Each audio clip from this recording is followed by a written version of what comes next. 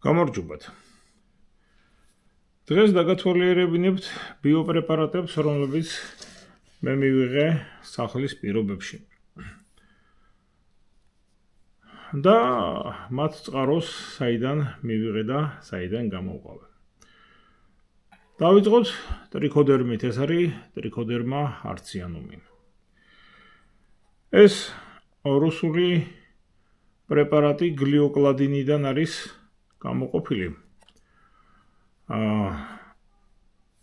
მართალია საქართველოში აწარმოებენ ტრიქოდერმას, ეს ტრიქოდერმას ბიოპრეპარატია, ბიოაგროს გამოშვებული, პრინციპში სხვა ფირმაც არ არსებობს, თორე გავაკეთებდი მიმოხილვას მათი პრეპარატებისაც.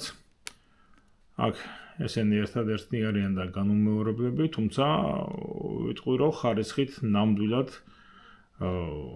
რა ბრენდებზედაც მიმიწვდა ხელი, ვთქვათ ინტერნეტით გამოწერით, ან თურქეთში ყიდვისას. ეს ნამდვილად ერთ-ერთი საუკეთესო ფირმა გახლავთ ბიოაგრო. პრინციპში ეს ადამიანები, ვინც აქ მუშაობენ, ყოფილი მცენარეთა დაცვის ინსტიტუტის თანამშრომლებია. ეს მცენარეთა დაცვის ინსტიტუტი თავის დროზე ასე ვთქვათ, ბენდუქიცის რეფორმების დროს შეამცირეს, გაუშვეს, შენობა გაყიდეს და ამ შემდეგ ხოდა ეხლა ეს დარჩენილი ხალხი, ასე ვთქვათ, გაერთიანდა, შექმნეს კერძო ფირმა და საკმაოდ მაღალხარისხოვან პროდუქციას აწარმოებენ. მათი ერთ-ერთი პროდუქტი ევროპაში იყიდება და საერთაშორისო სერტიფიცირებულიც გახლავთ. ეხლა აი ამ ტრიქოდერმის პრეპარატს აღარ ვამრავლებ, იმიტომ რომ ყოველთვის კარგია და ყოველთვის გადასარევად მუშაობს. და თან აქ არის ტრიქოდერმა კონინგი და მე მირჩევნია ვიმეორებ ამ შემთხვევაში ტრიქოდერმა არციანუმი მქონოდა და ამიტომ ტრიქოდერმა არციანუმები გავამრავლე ამ რუსული გლიოკლადინიდან. აი შეხედეთ პეტრის ფინჯანი სავსეა ამ ეს არის 7 დღის კულტურა. ეს მწვანე სპოროვანი მასა და დააკვირდით აი როგორი ყვითელი ფერის რევერსი აქვს. ყვითელი ფერის ეს დამახასიათებელია ტრიქოდერმა არციანუმისათვის. ეს მეორე პრეპარატი. ეხლა ეს პრეპარატი არციანუმი საკმაოდ ბევრი მივიღე უკვე პერლოვკაზე, იმდენი მაქვს რომ მთელი სეზონი მეყოფა, ამიტომ მეც აღარც ვაპირებ ამის გამრავლებას, უბრალოდ ამებს შევინახავ მაცივარში აი ამ გელზე არსებულები, რაცა მაქვს ამ წუთში მაცივარში იქნება შენახული. მეორე პრეპარატი მათი არის მეტარიზიუმი. აი ესეც ძალიან კარგი პრეპარატია, იმიტომ რომ რამდენჯერაც ამისი გამრავლება ვცადე, აი ახლა აგერ მეტარიზიუმი გამრავლებული მაქვს.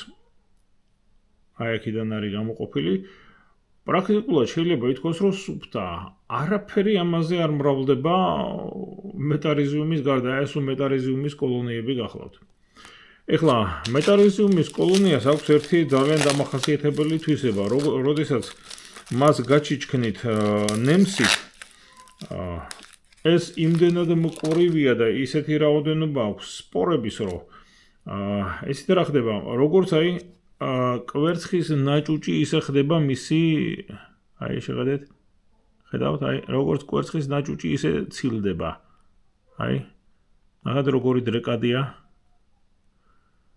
აი, იმიტომ რომ სპორები აი ესეთი დიდი სიმკვრივეს აღწევენ და ესეთ დრეკადია კვერცხის ნაჭუჭივით იბრძქნება და გარეგნულად ეს პრეპარატი ძალიან გავს ასპერგილუსს. ეხლა შეხედეთ, აი რევერსზე ჩანს, რომ ფერი შეუცვალა გელს თავის ქვეშ, სადაც გამრავლებული არის. ეს შევინახოთ და უნდა გადავაგდოთ. მეორეჯერ ამას აღარ გამოვიყენებ.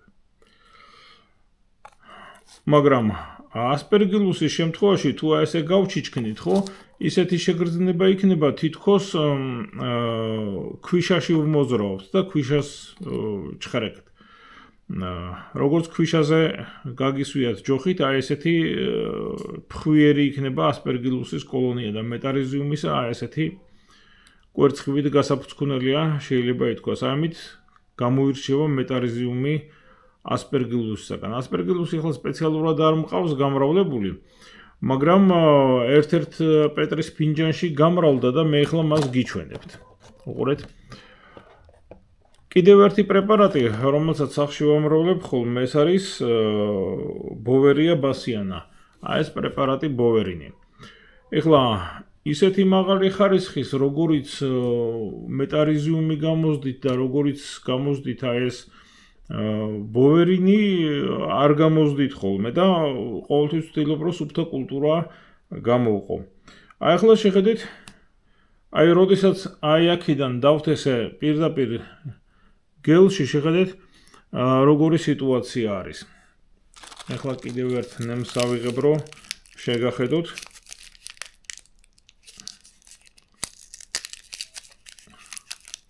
ოპა.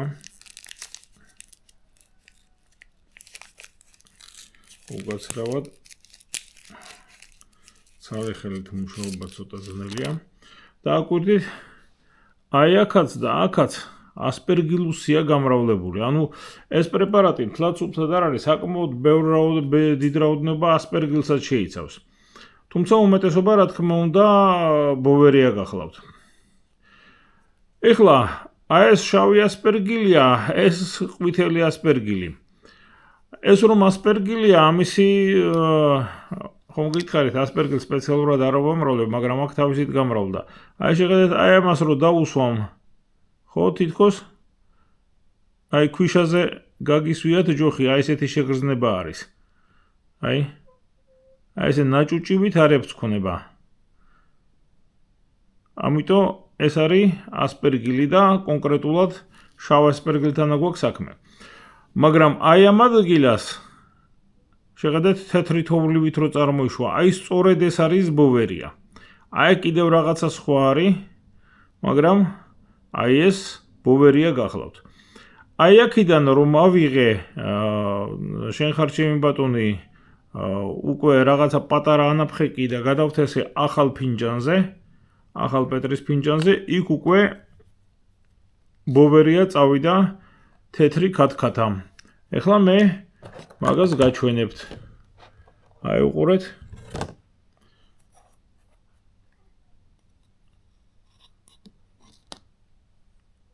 აი როგორი თოვლივით თეთრი ბოვერია წავიდა აი ამ ადგილიდან. გადავთ. ანუ პირველად ერთი წვეთი ბოვერინი რომ ავიღე და გავანაწილე ერთი წვეთი მთელ პეტრის ფინჯანზე, იქ რამდენიმე რაღაც ამოითესა ყვითელი ასპერგილის, შავი ასპერგილის და თავად ბოვერიაც. და კიდევ სხვა რაღაცა, ის რაღაც სპეციალომიცეტებს აკავს. მაგრამ ნუ რაც არის ახლა ის დადგენა არ მაინტერესებს, მაგრამ იქ სადაც ბოვერია ამოითესა, შეხედეთ, იქიდან რომ ავიღე, ეხლა უკვე სუფთა კულტურა მაქვს ბოვერიასი და ამას ცოტა ხანი ვაცლი კიდევ და შემდეგ პერლოვკაზე გავამრავლებ. აი ეს უკვე არის სუფთა ბოვერია ბასიანა და აი ესეთი ბოვერიას მეორე პეტრის ფინჯანიც მაქვს. ორი პეტრის ფინჯანი მაქვს უკვე აი გაკეთებული. აი შეხედეთ, ესეც თოვლივით არის თეთრი, ის უფრო თეთრი იყო. ასეთი ოდნავ მოყვითალო ფერი ეს სრულიად დასაშვებია ბოვერიასათვის. ეხლა ის რომ თავად მზა ბიოპრეპარატი შეიცავს მინარევების სახით სხვა მიკროორგანიზმებსაც, ასეთი რამე სრულიად შესაძლებელია. სხვა მწარმოებლებსაც იგივე სიტუაცია აქვს და საკმაოდ კარგ მწარმოებლებსაც. ეხლა მე რა თქმა უნდა არ დამითვლია ტიტრი ამაში როგორი არის ბოვერია ბასიანას მიკროორგანიზმების. ნუ ამას ცალკე აბორდვანი ეჭირდება და სახში არა მაქვს და არც ვაპირებ. ეხლა პრინციპში მიკროსკოპითაც შეიძლება ამის კეთება, მაგრამ ცოტა საჩარლიჩო არის. ხუდა. რაც არ უნდა იყოს, ესე იგი, ყოველ შემთხვევაში აი ბრწყინვალეა ბიოკატენა, ბრწყინვალეა მეტარიზიუმი, ბოვერია ბასიანაზე ვიტყოდი, რომ საშუალო ხარისხის არის ბოვერინზე. ნუ მე მქონია ამერიკული ბოტანიგარდის გამოვიწერე ინტერნეტიდან, ჩამომივიდე, ერთხელ ძალიან კარგი იყო და ორჯერ საკმაოდ ცუდი ხარისხის ჩამოვიდა. ნუ ვაბრალებ ტრანსპორტირებისას ხო არ გადახურდა მეთქი, მაგრამ ნუ ფაქტია რა, ერთხელ კარგი მივიღე და ორჯერ ცუდი და ნუ ასე რომ სხვა მწარმოებლებსაც შეიძლება მოუვიდეთ და ტრანსპორტირება კიდე ამ ბიოპრეპარატების, ანუ ცოცხალი ორგანიზმებია ისინი, ცალკე დიდ პრობლემას წარმოადგენს. ეხლა დღეს ვაპირებ რას? ნუ ბოვერია ბასიანას კიდევ გადავთესავ, რომ რაღაც რაოდენობა მივიღო, ხოლო შემდეგ უკვე სტერილურ პერლოვკაზე გავამრავლებ. პრინციპში შეიძლება ითქვას, რომ საქართველოში გვყავს ძალიან კარგი მწარმოებელი ბიოპრეპარატებისა, მაგრამ რა თქმა უნდა, მაინც ჯობია, რომ საკუთარი ხელით აწარმოოთ. ეხლა ესეთი თითო-თითო, ნუ რაც არ უნდა ღირდეს და თან მით უმეტეს წლიდან წლამდე ძვირდება ყველაფერი მოგეხსენებათ და ნუ ამათი პროდუქციაც გამონაკლისი არ არის. წლიდან წლამდე ფასები ემატება. მერე შეგიძლიათ პრაქტიკულად პერლოვკის ფასად გაამრავლოთ და მიიღოთ გაცილებით უფრო დიდი რაოდენობა, ვიდრე იქ შეგიძლიათ იყიდოთ. ასე რომ მაინც ყველანაირად გირჩევთ, რომ საკუთარი ხელით მოახერხოთ ამისი გამრავლება. ეხლა თავად ეს გამრავლების იდეა, რომ მომხმარებელმა საკუთარ მეურნეობაში გაამრავლოს ეს მიკროორგანიზმები, იმდენად ეფექტური გამოდგა, რომ არის ფირმები, რომლებიც აწარმოებენ სუფთა კულტურას. ანუ აი ესეთ ბიოპრეპარატს, რომელიც თეორიულად შეიძლება და დასაშვებია კიდეც სტანდარტებით, რომ შეიძლება დაბინძურდეს სხვა მიკროორგანიზმებით, ამას კი არ ყიდიან, არამედ ძალიან მცირე რაოდენობით, ვთქვათ, 20 მლ-იანი ბოთლით ყიდიან სუფთა კულტურას და იქიდან კი ნამდვილად კარგი ხარისხის ბიოპრეპარატი გამოვა და შეგიძლიათ ერთბაშად საკმაოდ დიდი რაოდენობა მიიღოთ. ასეთ რამესაც აკეთებენ. მაგრამ ნუ ყოველ შემთხვევაში ასეთი რამ საქართველოში ჯერჯერობით არ არის აწყობილი და მეორეც მე თვითონ ვთვლი, რომ ეს არის ისეთებისათვის, რომლებიც ვერ შეძლებენ სუფთა კულტურის გამოყოფას, არადა ეს სულაც არ არის ძნელი და სრულიად შესაძლებელია სახლის პირობებში. აი ყოფილი საბჭოთა კავშირის ტერიტორიაზე ბელორუსში არის მსგავსი საწარმო, რომელიც აი ამ ასე ვთქვათ სოკოები იქნება თუ ბაქტერიული პრეპარატები სუფთა კულტურას აწარმოებს და სუფთა კულტურას ყიდის და შემდეგ უკვე თავად მომხმარებელმა უნდა გაამრავლოს ის სახლის პირობებში და სახლის პირობებში ახლა თერმოსტატი თუ გაქვთ და ასე ვთქვათ ის უნარჩვევები რომ მიკროორგანიზმი გაამრავლოთ ბარემ რატომ არ უნდა გავაკეთოთ მისი სუფთა სახის გამოყოფას, ვთქვათ იგივე ბოვერია ბასიანა, რომელიც მე სუფთა სახით გამოვყავი აი ამ პრეპარატიდან. ჩემო ბატონო, ის მე შემიძლია შევინახო წლები და ვთქვათ 2-3 წლის მერე საერთოდ არ ვიყიდო და საკუთარი პრეპარატის იმედზე ვიყო. ეხლა მიკროსკოპი არ ვიცი გამოჩნდა თუ არა აქ მაქვს და ამ მიკროსკოპით მე ვაწარმოებ ხოლმე მიკროსკოპში ნახვას რა პრეპარატები მაქვს. ნუ ასეთი ნავარჩენი მიკროსკოპი ნამდვილად არ გჭირდებათ, ეს ფლუორესცენტული მიკროსკოპი გახლავთ. უბრალოდ მქონდა და ახლა ხო არ გადავაგდება რა. ხმარობ ჩვეულებრივი კომპაუნდ მიკროსკოპისავით, რომელიც გინდას ახალი, ვთქვათ, გინდას ნახმარი, არ ღირს ძვირი. ყოველ შემთხვევაში რაღაც კატასტროფული ფასი არ არის. მაგრამ აქ ერთი რაღაც გახლავთ მიკროსკოპს იყიდით თუ არა ეს ვიმეორებ სავალდებულო მიკროსკოპის ყიდვა სულაც არ არის, თუმცა უფრო კარგად დარწმუნდებით რასთან გაქვთ საქმე. მაგრამ 100%-იანი არც მიკროსკოპი არ გახლავთ შემობატონო 100%-იანი მე გითხარით რომ არის მოლეკულური დიაგნოსტიკა, იგივე დნმ დიაგნოსტიკა, თორემ ამით რა თქმა უნდა ბევრად უფრო დარწმუნებული იქნებით იმაში რომ რა გაქვთ გამრავლებული, თუმცა მიკრობიოლოგების უმეტესობა მოგეუბნებით კოლონიებით ძალიან კარგად ხვდება არასთან აქვს საქმე. ვიმეორებ მიკროსკოპის ქონა ეს არის სასურველი, მაგრამ არა აუცილებელი. თუ მიკროსკოპზე გაიწევით, უნდა დარწმუნდეთ, რომ დღეს ჩინელები ძალიან ბევრ მიკროსკოპს უშვებენ პლასტმასის ლინზებით და უხარისხო ლინზებით, უნდა იყოს ის ბოროსილის მინით გაკეთებული ლინზები. ეხლა პლანაქრომატი, ინფინიტი, ასეთი პარამეტრებიანი მიკროსკოპი სავალდებულო არ არის, ფლუორესცენტული მით უმეტეს საერთოდ არ გჭირდებათ, ვიმეორებ მე უბრალოდ მქონდა და სხვა მიზნებისათვის, მაგრამ ეხლა იმ მიზნით აღარ ვიყენებ და ამიტომ ამისთვისაც მშვენივრად მადგება. ეხლა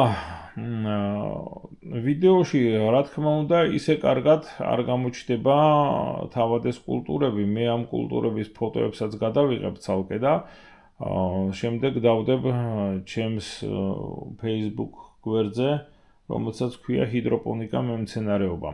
ჰიდროპონიკით ადრე ვიყავი დაკავებული, ყველაფერი გავაკეთე და ყველაფერი გამოვიდა, ერთადერთი რასაც ვერ მივაღწიე, ეს არის გემო.